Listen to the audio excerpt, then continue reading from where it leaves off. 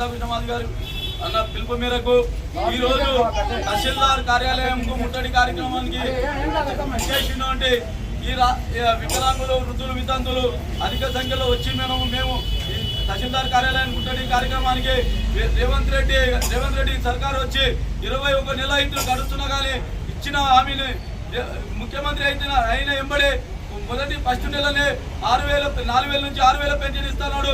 అదేవిధంగా వృద్ధులు వితంతులు బీడీ కార్మికులకు ఒంటరి మహిళలకు 2,000 నుంచి 4,000 ఇస్తా అని చెప్పడం జరిగింది.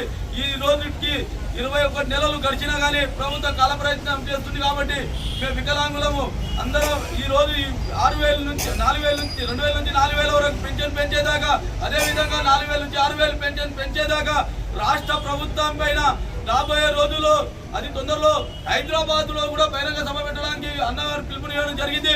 అదేవిధంగా వికలాంగులు వృద్ధులు వితంతులు 50 లక్షల పెన్షన్దారులము 50 లక్షల పైనే ఉన్నాము మేము. అదే పెన్షన్దారులకు కాంగ్రెస్ పార్టీ ఇచ్చిన హామీ ప్రకారంగా మోసం చేస్తుంది వికలాంగులకు వృద్ధులకు వితంతులకు.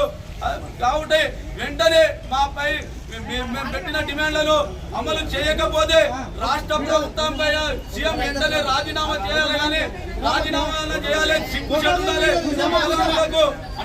చేసిన ప్రభుత్వం ఏ ప్రభుత్వం అంటే ఏకైక ప్రభుత్వం కాంగ్రెస్ పార్టీ అనేది కూడా, కాంగ్రెస్ ప్రభుత్వం అనేది కూడా రుజువు అవుతుంది. కాబట్టి ఇప్పటికీ మేము 3 నెలల నుంచి ఉద్యమాలు చేయడం జరుగుతుంది.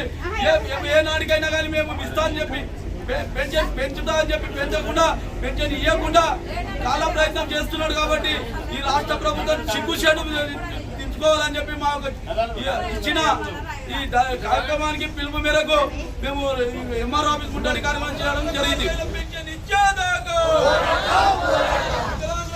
పెన్షన్ ఇచ్చేదాకా